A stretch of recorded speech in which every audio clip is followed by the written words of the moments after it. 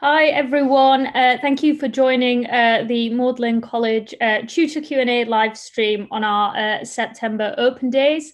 This live stream is all about you getting answers to your questions, so please ask as many as you like. You can do this in the YouTube comments, but also if you go onto Slido, which should be on our Open Day page, and if you go into the live stream room, then we'll be looking at questions from there as well. So please get asking so we can start answering. My name's Olivia. I'm one of the outreach officers at Maudlin College, and then I'm joined by four of our lovely tutors who I will let introduce themselves and what they do for the college. Alexi, would you like to start? Thanks so much, Olivia. So I'm Alexi Karanowska. I am a tutor in physics and engineering at Maudlin, and I'm also I work with Olivia and Amy in the context of widening participation, and I take part in lots of events exactly like this and support more generally outreach activities within the college. Thank you. Paul? Hi, I'm Paul Billingham. I'm a tutor here at Maudlin in politics, and in particular I work in political theory. Great. Tim? Hello, I'm Tim Barrowclough. I'm one of the tutors in biology at Maudlin. And Christian? No, my name is Christian Leitmeyer. I'm one of two music tutors at Maudlin, and I mostly work in the field of music history. Brilliant, thank you. We're getting quite a few questions through, so I'll start with probably a very basic one. Please feel free to, I'll direct questions to people, but also just chip in if you've got an answer. So what does your job as a tutor actually involve? Alexi, maybe do you want to start us off? Sure, absolutely. So being a tutor has several components. So perhaps the most obvious of them is providing students with tutorials. So elsewhere in the Open Day today, you might have heard a little bit more about the tutorial system. So the tutorial system is a fairly unique system of teaching to the University of Oxford. What it means is that you spend about an hour or a couple of hours a week with a tutor in a small group. So typically tutorials are 2 to 1. So you'd have two students to one tutor. And in those sessions, we talk about work that you have been looking into over the period sort of immediately before the tutorial. So if you are a student in one of my subjects in physics or engineering, we would spend that time looking over a problem sheet. If you are a student of the humanities, you might look over an essay that you've prepared for your tutor in advance. So that college-based tutorial teaching is perhaps the kind of number one, the headline role of the tutor. But we also have a really important pastoral role in college. So we're not just interested in your sort of in your narrow success academically. We're really interested in your success more broadly as an individual. We want you to be happy. We want you to have a good time here. And we want generally for you to sort of use your opportunity of being here at Maudlin to the best possible ability and to broaden your horizons and really increase the kind of interesting opportunities you have going forward. So an important part of our role is pastoral. It's making sure, sort of looking after the whole you, not just the academic you. And then I suppose a third thing I'd add more broadly is that we are all part of the college community. So the college is made up not just of students, so undergraduate, graduate students, but the fellows, tutors, staff are all part of that community. And we're all a big part of sort of creating a friendly and inclusive college culture. So we're sort of all part of Team Maudlin, as well as providing those two clear roles, pastoral and academic. Brilliant, thank you. Does anyone have anything they wanted to add? Although that was very comprehensive. I suppose one of the most rewarding aspects of being a tutor in a collegiate university is that we provide formative feedback most of the time. So well, some of us have faculty roles as well, or we might be called upon to examine students. But basically, what we do as a tutor is to prepare students for exam and basically to help them grow. And so basically any feedback that we give to students will not just point out what they're not so good at, but we will want people to develop their skills, also perhaps to find new ways of thinking about certain problems, and basically to make their experience much richer. And because we work with small groups of students, we've normally got a fairly close relationship with the students, and so there's a strong personal element to that as well. And it's not off the peg at all. Brilliant, thank you. So our next question is there anything Maudlin looks for in its students that is different to other colleges? Tim, do you think you could start us off on that? I don't think there is so much in the difference between colleges. I mean, a key thing about applying here is that it shouldn't matter really which college you pick, and the admissions is very much tailored and designed so that there's common practices applied across the whole university. So you might look at different colleges, you might pick one that seems to attract you in terms of what it looks like, the kind of feeling there is around it, what you see as being interests of the students there, and so on. But your academic experience should be fairly similar in each place. So I mean, obviously tutors have their individual interests, and so, you know, I'm interested in evolution biology, but that doesn't mean that I preferentially pick people who like evolution. I'm looking for people with interests across the subject who do well on the course, and all of my colleagues at the other colleges would do that. So it's quite hard to get a feel for what it involves, really, the differences among colleges. The colleges are very autonomous. There are there's a kind of feel to different colleges perhaps, but in terms of your academic experience, it's not going to make so much difference. So there isn't a Maudlin, you know, kind of requirement for a student, for example, I would say. Brilliant. Anything anybody wants to add? No. I suppose it's just worth adding, just to stress what Tim has said, that really the academic experience is pretty uniform across all of the colleges. And certainly the admissions criteria are completely uniform. So it's not the case that different colleges are looking for different attributes in students, different qualifications, etc. We're all looking for the same things. There are some differences between colleges that are a little bit more subtle.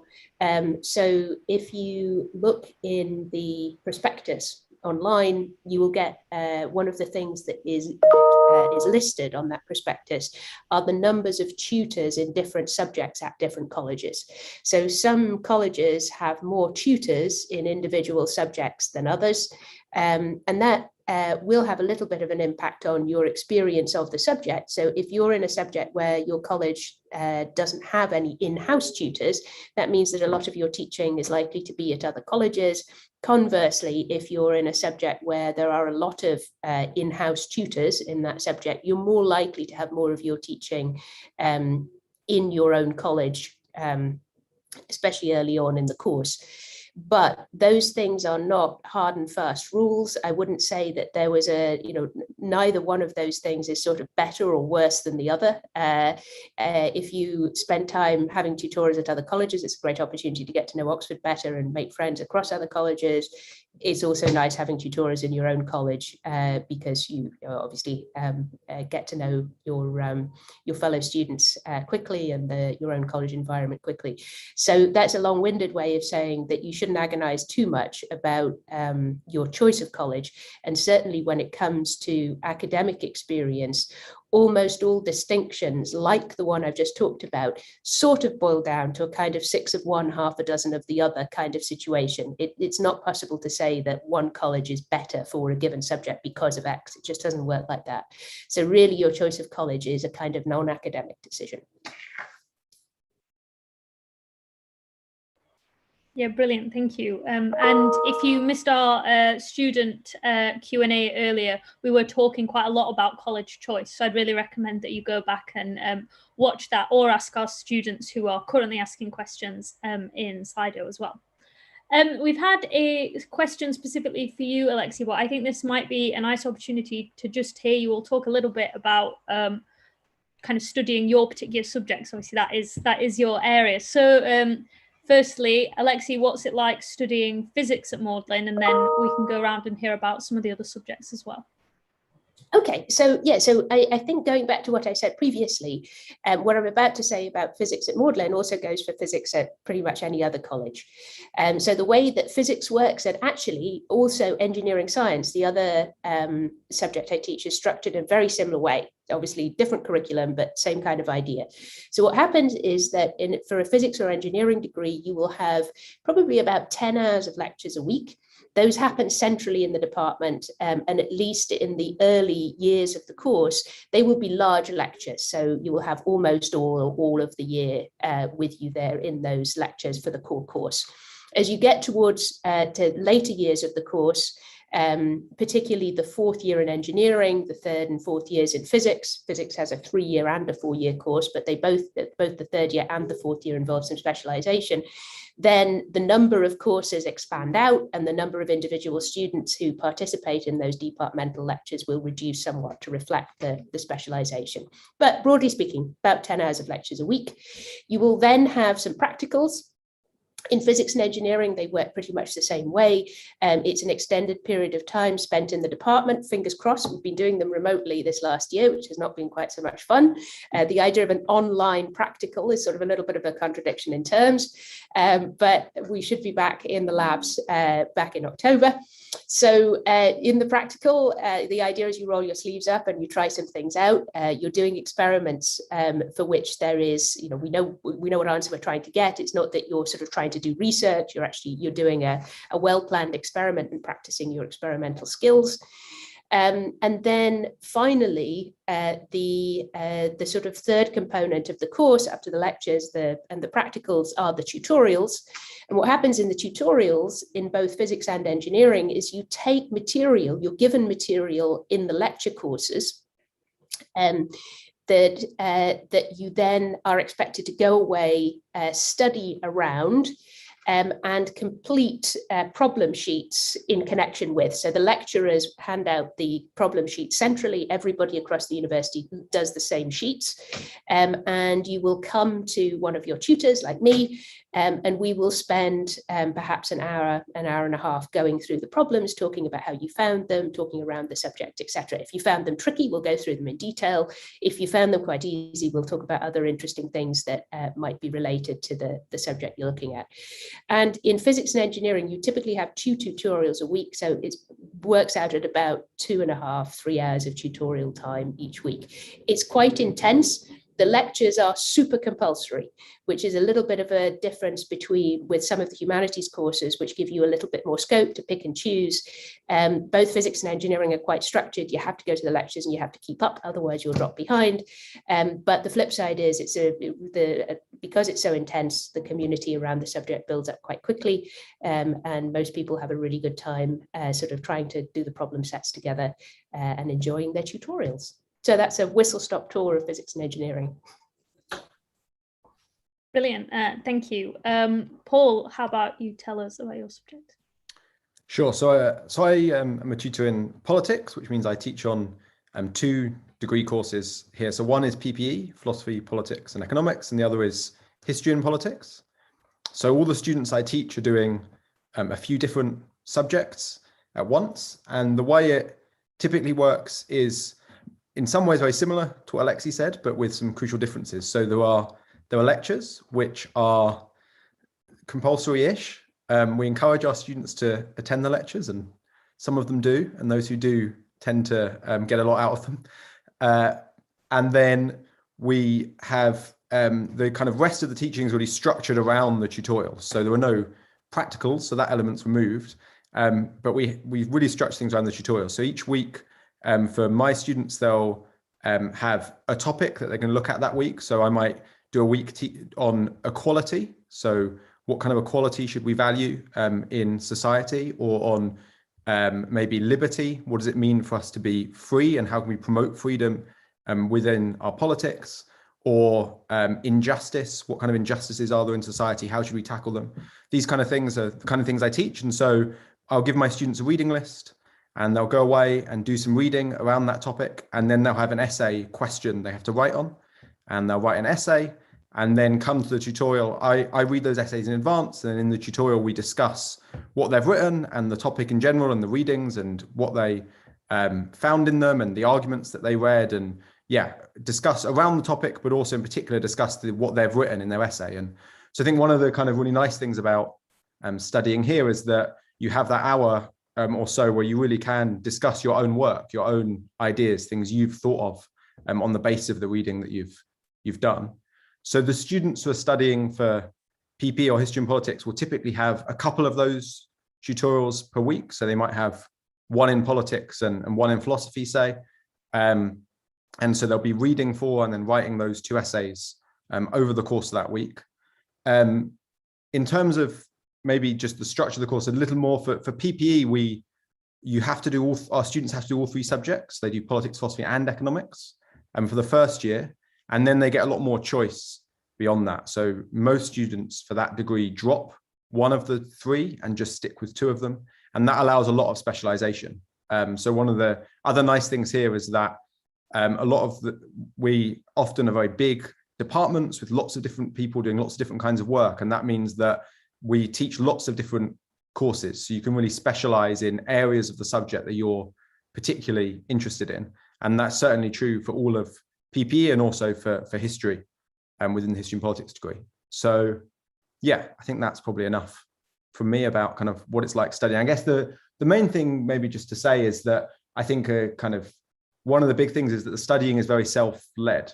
So our students get given a reading list, but it really is up to them to go away and to often decide which bits of reading they want to focus on, to structure the time, decide, when they're going to work and what reading they're going to do, and then write the essay. So a big difference maybe from what you'd be used to at school is that it's not like you have a set timetable for the week. It's very much up to you. You have the lectures and you have a tutorial, but then there's a lot of space outside that to kind of work out for yourself which bits you want to focus on. And I think that's a really good thing in terms of being able to really shape the experience based on the aspects of the thing you're really interested in. I'll stop there. Brilliant, thank you. You've actually already covered this a little bit, but we have just had a question about joint honours degrees, which I think you're probably the best place to answer for all the reasons you've just said. But someone's asking, would a joint honours degree, such as the ones you teach, mean that you had more than one tutor and more tutorials than if you were doing a single honours degree? So with the joint honours degree, you'd be, you'd have tutors specialising in the particular subject you're doing. But that doesn't mean it's more work overall, because obviously the degrees are designed to be a single degree just with these more than one subject. So I think the overall workload is designed to be similar to the same as a single honours degree. And also, I mean, even on a single honours degree, you'll have more than one tutor, because you might be, you'd be doing one area of physics with Alexi and another area with one of the other physics tutors. So in that sense, it's actually, structurally very similar, but obviously they're a bit broader in that you have the 2 different, or in PPE, 3 different subjects going on. Brilliant, thank you. So we've just had a question about what it's like to study biology at the college, which is actually what we were just about to cover. So can you talk a little bit about that, Tim, and also maybe include how many people at the college there are in each kind of yearly cohort? Yes, so Maudlin has quite a few students come through studying biology. So we typically have between maybe 6 to 8 students per year who would be studying. There's a couple of tutorial fellows, myself and Andrew Smith, and we also have some additional tutors who are involved in the teaching as well. So there's a few people in college who you would be coming across in tutorials, especially in your your first year. So the way biology works, again, a lot of the course is kind of central. It's in the departments, and so you would be having lectures, you would be having practicals, you would be doing some field courses with all of the other students centrally within the department, and the layout would be similar to described for physics, I would say, you know, roughly 8 to 10 lectures per week, practicals, and so on. So the tutorials would be arranged within the college in your first year. So you'll be having your tutorials with the college tutors. As you progress through the course and you start picking more specialist options, then actually the tutorials kind of disseminate out through the university as well. So you might still have some tutorials with in-house tutors if you're picking courses within their expert area, but if you're picking other ones, you would have tutorials elsewhere with other researchers, with fellows at other colleges, and so on as you progress through the course. One of the key advantages of doing biology at Maudlin is that we have amazing grounds. We actually have a lot of wild habitats just on our doorstep. We have a river coming through that has otters, kingfishers, and so on. We have sort of natural areas, and so there's a lot of opportunity for students at Maudlin. If you've got interest in natural history, if you want to be trying things out a bit outside the main curriculum, then we can do that. And we've recently sort of launching a Maudlin open air lab, which is for not only for students to be able to do things like that, but also to help us understand what we actually have living on our grounds, and so doing surveying and things like that. So there's some extra opportunities that you would get, I would say, through Maudlin because of our location. You know, maybe you like sitting and watching deer. We're perfect for that as well. Brilliant, thank you. And last but not least, Christian, can you tell us a little bit about how music works, especially because it's such a different course to many others? Yeah, so music is a bewilderingly diverse subject in that it has many different aspects. So there's a practical aspect to it. So whether you are a performer or whether you try to understand and replicate certain compositional techniques, there is a creative side to it, which is mostly composition, sound, art, etc. And there is an academic side to it. And well, because this is a university, the only compulsory part for every student is the academic side, but there are plenty of opportunities to develop your skills as a performer. Well, and in fact, we have some of the finest performers in the country, and also as a composer. But the curriculum is designed in a way that the academic side is absolutely core. And at Maudlin, we provide tutorials to basically support your learning in certain areas that the music faculty identifies as key. And in the first year, pretty much all of the tutorial is provided. Pretty much all of the tutorial teaching is provided in-house. We have 2 tutorial fellows, and we've got 2 to 3 in-house tutors as well. And then, of course, as you progress and as you develop more specialist interest, it is our intention to basically team you up with the experts in the field. So, for instance, if you develop a strong interest in ethnomusicology, that might be part of your standard curriculum, in which case I would organize tutorials with an expert from another college, and then I would teach their students in my area of expertise. But also the course leaves a lot of room for you to basically explore your own interests. And so whatever you find really intriguing to study, we will find an expert tutor for you. And because this is a big university, it is also a university which really treasures community and basically collective responsibility. we can also sort out interdisciplinary supervision as and when necessary. So for instance, a few years ago, I had one student who was really interested in music's role in the earliest human communities, and so I teamed her up with somebody from evolutionary anthropology who happened to be at Maudlin, and with a music psychologist, and this arrangement worked really well. And so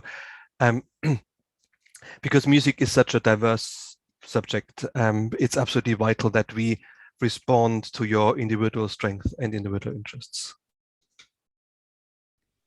Thank you. We've actually had another music question. If you're a musician that plays more recreationally, would you have access to music facilities at the college? Yes, so we've got music practice rooms at the college.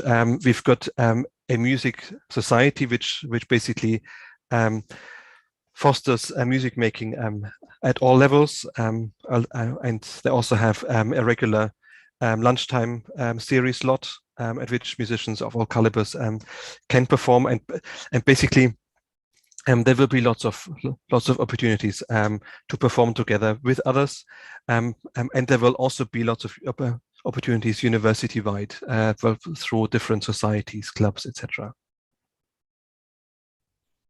Brilliant, thank you.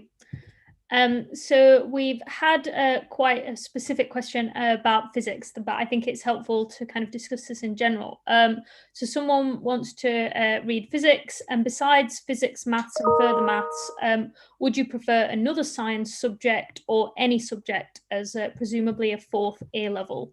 Alexa, do you think you could tell us about what kind of subjects people might need to take to study physics, but also what the opinions are on taking a fourth A level? So I guess essentially there are 2 points to make here. So the first is that your fourth A level is to some extent an extra A level. So what I mean by that is that when you apply, if we make you an offer, we will make you the standard offer, which involves 3 A levels. You will not get any other offer. So I think a common misconception is that somehow the standard offer is just sort of a ruse, and we really make sort of more exotic offers. We really don't. The standard offer is exactly the offer you will get if you get an offer. So what that means is that in physics, I'll start the sentence again. In physics, we need you to take just two. There are just 2 subjects that you have to take. That's physics and maths. You don't have to take further maths. So essentially, you have an almost free choice of your third A level. I say almost free because it has to be an academic subject. So if you, and what I mean by that is if your third A level is French, for example, so a modern language, that's absolutely fine. If your third A level were something like fine art, which is not classified as a sort of academic subject per se, although some people may, in the interest of full disclosure, I actually did fine art. So my best friend's a fine artist, but not wishing to diminish some of those subjects, there is a requirement. So what you need to do is just check the university website, and it will tell you which third A levels are acceptable. So to summarize, you have to do physics and maths. Third A level, we don't mind as long as it is a quote academic subject. The fourth A level, it doesn't count at all, except that, of course, if you do 4 academic A levels, then you've got a choice. You can satisfy the standard offer with either your third or your fourth A level. I'm making this sound much more complicated than it is. So if you do, for example, physics, maths, French, and art, then you would have to get an A in the French. But if you do physics, maths, French, and German, then you can get either an A in the French or the German. Our advice is that, first of all, we don't mind what fourth A level you take. We don't have an opinion about that at all. The only sort of strong feeling we have is that you should only do it if it's not going to compromise your other A levels. So doing a fourth A level is not a good idea if you think it's going to put you under pressure and you might drop a grade in physics and maths, which which we're going to be firm about. You really have to get high grades in those. So I think hopefully that sort of summarizes our position. So in other words, you only need 3 A levels. Be careful about your 3rd A level choice. For physics and engineering, it does not have to be further maths or another science, but it does have to be an academic subject. The 4th A level, we really don't mind about at all, but make sure you don't stretch yourself too hard and end up struggling with the 3 grades that we need you to have. Brilliant, thank you. Can I maybe get a nod? Is that vaguely the same for across the board in concerns of 4th A level? I'm seeing some nods. Brilliant. Yeah, thanks for covering that for us, Alexi. So someone's asked, what if they kind of get to Oxford and then they start to fall behind, or they feel like they're struggling with their work? As we were talking about earlier, tutors have a pastoral role. So maybe, Christian, you could talk a little bit about what you might do if you had a student in that situation. So I think first of all, it's important to say that that this is a very common phenomenon. So because this is a 3 or 4 year course, which takes place in a fairly pressurized and challenging academic environment, pretty much every student will have a phase when they either fall behind in real terms, or when they feel that they're falling behind, or when they're struggling, and this is part and parcel of a learning progress. So those of you who learn foreign languages are probably quite aware of this. So there are phases when you think, oh, everything is going swimmingly, and then all of a sudden you have a kind of mental block, and you struggle with some of the really simple things, and this is because your brain is trying to reconfigure itself to cope with the material. So that is absolutely normal, and well, one of the advantages of the tutorial system and the close interaction with the students is that the close interaction with the tutors is that we can identify these problems at a fairly early stage, and you can also feel completely free to ask for advice, because we are there in a supporting role for you. And so when a student is falling behind, then of course, well, we first of all want to find out the reasons for that. So is this because there are issues with the work-life balance? Are people overcommitting themselves to extracurricular activities, or are they basically working too hard so that they don't have enough time to relax and basically rest their minds and bodies, or are there more academic problems? So is somebody really struggling to understand a certain aspect of the course? In that case, we might either set them different reading, or reading which is a little bit more basic, or we might set them slightly different problems, or make them think about different questions. And of course, there could also be medical or mental health reasons why somebody is falling behind. And in these cases, we would put the students in touch with our excellent internal student mentor and our internal provisions for that. And well, so let me just wrap this up by saying that while it is a very common phenomenon for students to fall behind and to struggle at one point during their degree, at least, it is just as common for students to actually overcome these issues. And so in the larger scheme of things, most of the problems can be resolved. And of course, it is always easier when you are in a position to nip something in the bud. Brilliant, thank you. Does anyone have anything to add? Maybe just to emphasize something Christian already said, but just to say it again, really, which is just that one of the great advantages of the tutorial system is you really do know your tutors, and you have that personal interaction with them, which means these things can be identified and talked about early. And we're here to help and support both academically and pastorally, as Alexi was talking about earlier. And so we would always want to talk to the students about about those things, and as early as possible really discuss what's happening. And the other thing that Christian kind of hinted at, but that maybe it's worth saying a bit more about, is just that Maudlin has really good welfare provision. So for people who are struggling with any kind of issue, mental health or issues in their personal life, whatever it would be, there's really good provision for support for that. And so we have a mentor for students who runs all kinds of great activities, including kind of one-on-one conversations to help students work through things they might be facing. We also have college counselling, and then we have peer support amongst the students as well, trained peer supporters who are there to help. Each student is automatically allocated a college parent, which is someone from an older year who is there to help just answer basic questions or provide what support is needed. So there's a really big kind of network of support among the community, so that really whatever problems people are facing, there are routes by which they can get the support they might need. So as tutors, we both want to help in ways we can, but also point people towards specialist help that they might need. And obviously we recognize sometimes there are things people don't want to tell their tutors, and so we can direct them to people who they might be able to talk to. So yeah, as Christian said, it's very common, and we have systems in place to really try and help with that.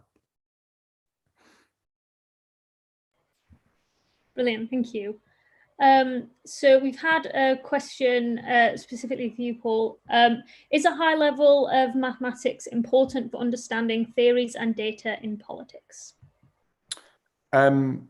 So it depends. Sorry, it depends what you mean by high level of mathematics, I suppose. So, and it also depends a lot on what area of politics you specialize in. So when people study politics here in the first year, they have to do some political theory and some empirical political science. And within the latter, there is some maths, but nothing heavy. And we offer some training in the kind of statistical skills that you'd need for that. If you go on to specialize in certain parts of politics, they can be very statistically, quantitatively heavy. And so having some aptitude for that kind of thing is helpful for those. But lots of students aren't very good at maths, and so choose areas of politics that don't require them. In fact, most of our courses don't require huge amounts of maths.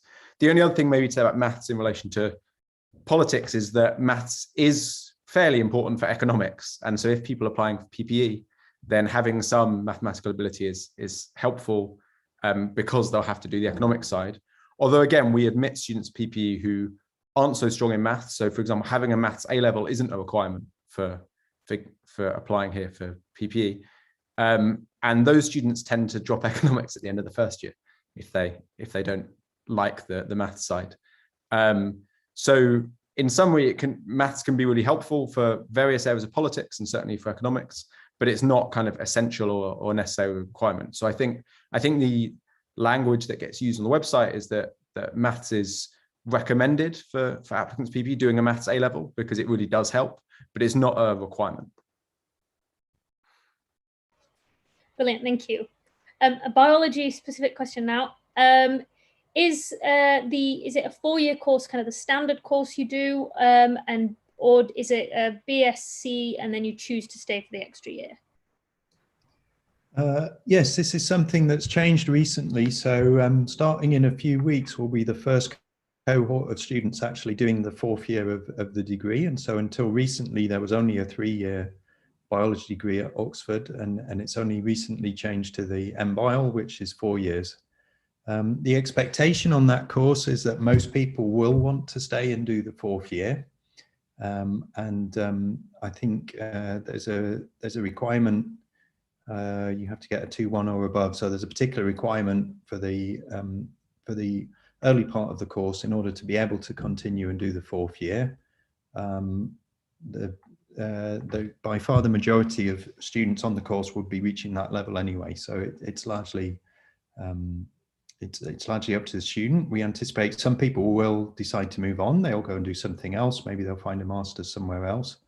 But the initial indication is that probably 80 to 90% of students are going to stay for the 4th year. Great, thank you. Just to add, perhaps Sorry, it just occurred to me to add a point that, because it's a relevant question as well for physics.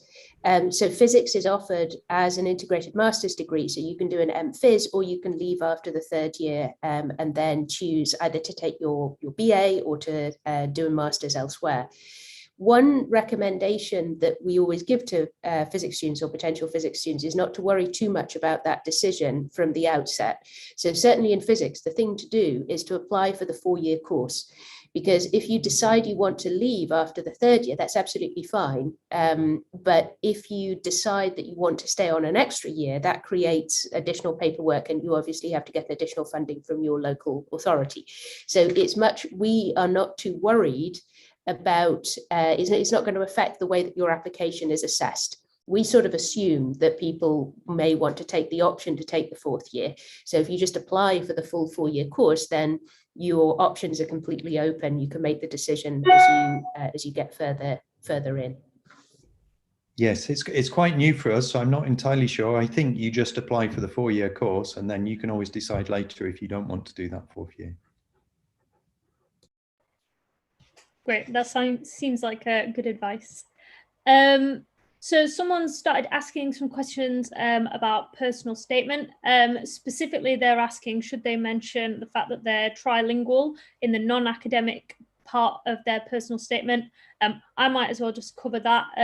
When we're looking at personal statements, we want to see that most of it is academics, about 80%, and then about 20%, you can talk about all the cool extracurriculars you've been doing, if you've done any, if you've had part-time work, if you've won a kind of non-related contest at school.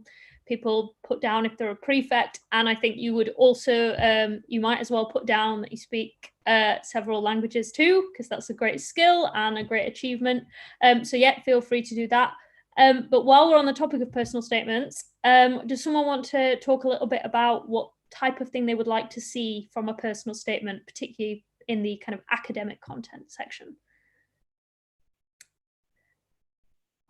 Anyone can take this one. I don't mind starting. I think the clue for a personal statement is the first word, personal. So we're interested to hear about you, really, and why you want to study this subject at university and what interests you. So we're not looking for a kind of tick list of particular things from our point of view. Equally, we're not looking for sort of fake statements where you put surprising or you know, extravagant things just for the sake of it. It's really about you. So, you know, what is it that interests you in the subject? Provide, you know, give us some evidence maybe for that. So, is there something you've read, something you've done, something you've come across that's really interested you, and then explain why.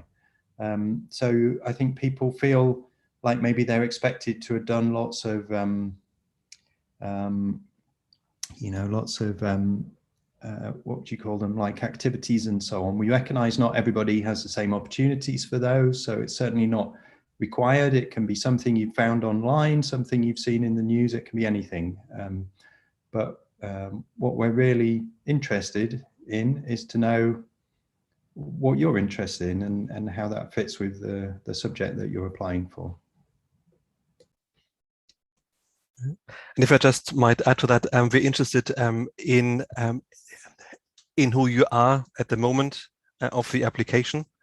You don't necessarily need to trace back your enthusiasm or interest for a subject to your early childhood days or even to the prenatal stage. So, but I know this is it occurs fairly frequently in personal statements for music that people trace their musical interest to their response to music while they were still in their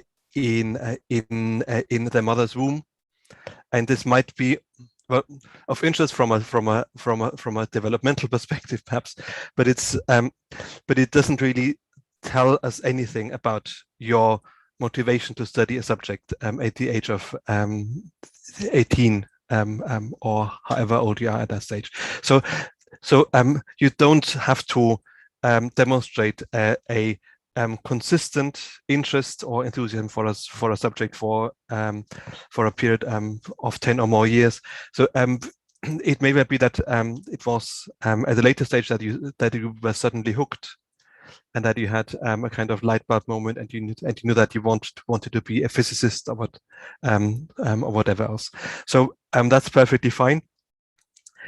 So write about the person you are at the moment of the application. We all know that things change, and sometimes interests even change between when you write the personal statement in the actual interview. So we will normally in the academic interviews also ask a few questions pertaining to the personal statement. And if it turns out that you have developed an interest in a different area of your chosen subject, that's also fine, because we're all human beings, and it would be rather sad if we were held to one particular stage of our development. Yeah, and just to add to the Christian's, I think, really helpful comments, just as your personal statement doesn't have to sort of begin at the point of conception, it also doesn't need to end at the point of retirement, right? So as Christian said, we're really interested in what you're interested in now. You don't need to describe a whole sort of career path for yourself.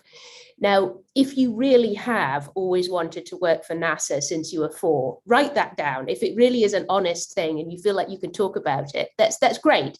But don't feel you have to say it, which I think is something a lot of people feel like they do. So I read a lot of personal statements where people express a desire to be a theoretical physicist working at a particular institution or whatever. You don't need to do that. What we're really interested in is not what you want to do ultimately, because that will be very much strongly informed by your time at university and the choices that you make, the opportunities that you have. What we're interested in is why you want to do the degree. So yeah, you don't have to have everything sorted up to the point that you'll be taking your pension. Maybe I'll just, is it okay, Olivia, just add a couple of things. So I agree with everything everyone said. And this sense of showing who you are and why you want to come here and study, or why you want to study that particular subject, is really the key thing. And within that, often people want to provide, some evidence of their interests. So it might be that you talk about something you've read. And one thing to say about that is, if you're going to name things you've read, then make sure you've read them and that you remember something about them. So it can be awkward at interview if we say, oh, you've read this book, and then you don't remember anything about it. And so it's worth making sure that you tell the truth about those kinds of things. But we're not expecting that you've read, the whole canon of a particular subject, because if you had, you wouldn't need to come. So, you don't have to try and, list huge numbers of things. It's more about showing the truth about why you're interested, what motivates you, and what you've kind of done already on the basis of that motivation. One other thing to say, maybe from the perspective of joint schools, is just that we understand that it's quite possible you'll be applying to different degree programs elsewhere. So people quite often might apply to PPE here and other places, but then apply maybe just for politics or just for economics at another institution. And so we recognize that the personal statements, because you only write one for UCAS, might be kind of skewed because of that. So you want to focus on the subject that you're applying for elsewhere. And so that isn't a disadvantage. So we know that's the case, so we wouldn't kind of hold that against you. So don't feel like you have to write a personal statement just for us, ignoring the other places you're applying to, because obviously it's important that you write it in a way that for all the universities that you're applying to. Yeah, brilliant. Thank you, everyone, for all your tips on personal statements. And to just do a shameless plug, the Maudlin YouTube channel has a personal statement workshop on it, which we think is really helpful. So if you are struggling with your statement, or just want to check that what you've already drafted is kind of along the right lines, I'd really recommend you watch that. There's also lots of other useful resources on there, including an interview workshop. A couple of people are asking about interviews, and as some of you have kind of highlighted, it does tie into other aspects of the kind of admissions cycle. So like with personal statements, making sure that you've been honest on the statement, so people might be able to ask you a question about it at interviews, and you might have a fruitful conversation. So someone's asked in particular, does the physics interview take the personal statement into account? So Alexi, can you cover that, but also maybe just tell us a little bit about what interviews for Oxford are like and kind of what you're expecting from a candidate? Yeah, absolutely. So the interview really is all about getting to know you a little bit and having a conversation with you about a topic that we're both interested in. So in my case, physics. Obviously in the case of any other subject you study that you want to study, that subject. I say that because it's not about trying to surprise you with something that you're not expecting. I'm not going to ask you about politics or about music. I'm going to ask you about physics. And moreover, the idea is to have a conversation that is really constructive. It's not designed to catch you out. We really are. It's going to be friendly. It's going to be fun. And it's not designed to test your knowledge. So we recognize that people have had all sorts of different educational experiences. They've studied at different schools. They've studied different kinds of physics courses. So we're not trying to test your knowledge of physics. We're trying to test how you think about physics. So we'll ask you a series of problems that don't really require any specialist knowledge, for which everybody has sort of had some introduction on any physics course that they will have done. And what we'll do is we'll start by asking you a series of questions that are quite easy, and then we'll kind of gradually build up to questions that are a bit more tricky, more open-ended. And all of these will have a kind of analytical component. So we'll ask you to get out a pen and paper or a virtual pen and paper, because they'll be online again this year. And we will talk through problems with you and discuss their physics. The personal statement is absolutely a part of the process. So we, of course, read all of your personal statements, and we may refer to them in the interview. So I, for example, when I'm interviewing, will always ask a candidate a question about something on their personal statement, usually just to sort of, help to get people relaxed, but sometimes also because somehow there's a synergy between something that someone has expressed an interest in and a question that I have in mind to ask. So that means, as Paul was saying a moment ago, that it's really important that you are honest on your personal statement, because if you write something like, I've always been fascinated by black holes, and I've read this book all about black holes, and then I say, hey, you're interested in black holes, have you thought about this? And you're just completely blank and you don't really know anything about black holes, then that's bad for both of us, because I'm kind of panicking because obviously you won't be feeling too good and I've got to think of another question, and you'll be panicking because you realize that it's a little bit silly to say that you're interested in something or know something about it when you don't. So make sure that you are honest. One final thing I'll say is that for subjects like physics and engineering, the people who are interviewing you, and in both subjects, that will be several groups of people. So in physics, for example, you will have 2 interviews at your first choice college. So that's the college you apply to, or the college that you're allocated to in the process of calling you up for interview. And then at least 1 more interview at another college. You may have more, but you will have at least those 3 interviews with 3 different sets of people. So it's not just a sort of one-shot operation. Some people will not ask you about your personal statement. And you shouldn't be alarmed about that either. It doesn't mean that they haven't read it. They will have taken it in, but the interviews are quite technical and are often, some tutors, I'm not one of them, but some people do choose to focus more on just the pure technical questions rather than actually asking you about your personal statement. So I'm sure other people have things that they'd like to add, but that hopefully is sort of a reasonable summary, at least for physics.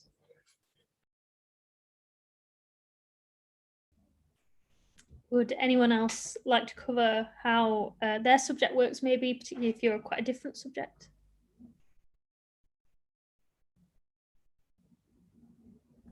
Sure, I can say something about PP in history and politics. So for both PP and history and politics, you would have 1 interview in each of those subjects. So for PP here, we do 3 interviews, 1 in each. And the aim, very similar to what Alex said, the aim isn't to test what you already know. In fact, for PPE, you don't have to have done any of those subjects before, even at school. It's about testing the way you think and your ability to reason through problems and to grapple with a question that maybe you haven't thought about before, but that you can begin to work through and reason through in conversation with the interviewer. And so for politics, my co-interviewer and I each tend to set some kind of question. Sometimes we give a passage for people to read in advance and think about, and then we discuss that passage and the argument in the passage. Sometimes we might just ask a question on the spot about some area of politics, and it's about then seeing the way you grapple with that question and think through it. And we'll tend to, give you some time to think about it and then discuss it with you, and kind of, if you make a particular claim, we might challenge you on it, ask you to consider some counterexamples or some objections, and then together kind of reason through that question. So it's really a test of your kind of ability to do that kind of critical thinking, which is precisely the kind of thing we then want to do with you in tutorials. So in one sense, it's kind of practice for that, and it's getting a sense of how you would handle that kind of learning environment that we have here.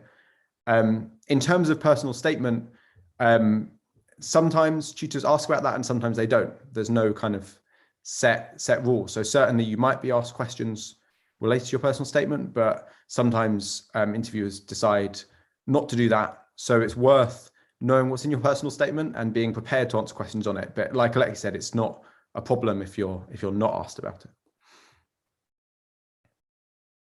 But maybe the other thing to say is, even if you're not asked about it, it's still part of the process, right? So it's still one of the things we're taking into account. It's just that it might not be something we directly ask about.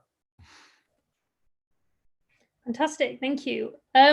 So we're actually coming to the end of our live stream. I'll end by asking a question that we end everything we do with, which is just, what would be your top tip for an applicant who's maybe considering applying? Alexi, I'll start with you. Yeah, go for it, I think would be my top tip. So don't agonize too much about whether you should or you shouldn't. The only way to guarantee you have no chance of getting in is not applying, right? If you've got predicted grades that are hitting the required grades for your subject, do apply. You're exactly the kind of people we're looking for, and you'll find the process interesting. Although this is kind of hard to believe, the interview process can actually be quite good fun. It's an opportunity to talk about the subject that you're interested in, and you will learn quite a lot from it, even if you're not successful. So give it a go, and best of luck. Paul? Sure. So one important thing really here is to just really be yourself. So there's not kind of particular type that we're looking for. Don't feel you have to kind of dress a particular way or look a particular way. We're interested in people from all backgrounds, with all kinds of experiences. So don't feel you have to kind of fit some particular mold in order to apply here. As Alex said, you should just go for it. And if you've got the grades, then you should go for it. And yeah, don't count yourself out based on any of those kinds of criteria. Tim? Very much what they said already. I mean, the other thing I would add is, of course, this is just one of your many options that you could pursue for studying within a particular subject area. There may be other differences and so on. There's a lot of great institutions out there. Don't get, too hung up or stressed about the outcome. That unfortunately there's not room for everybody to go to any single institution in the UK or elsewhere. But if you look at what's on offer here, if you find that interesting, if you're keen to apply, then you do that, because the only thing that's certain is if you don't apply, you won't get a place. And Christian? Well, I would also say go for it. Especially if you have if you're driven by an enthusiasm for your subject, and if you are keen to learn more about that subject. And I know this sounds a bit perverse, but you should actually enjoy the interviews So of course you will be tested and examined, and this is probably but the less pleasant aspect of it.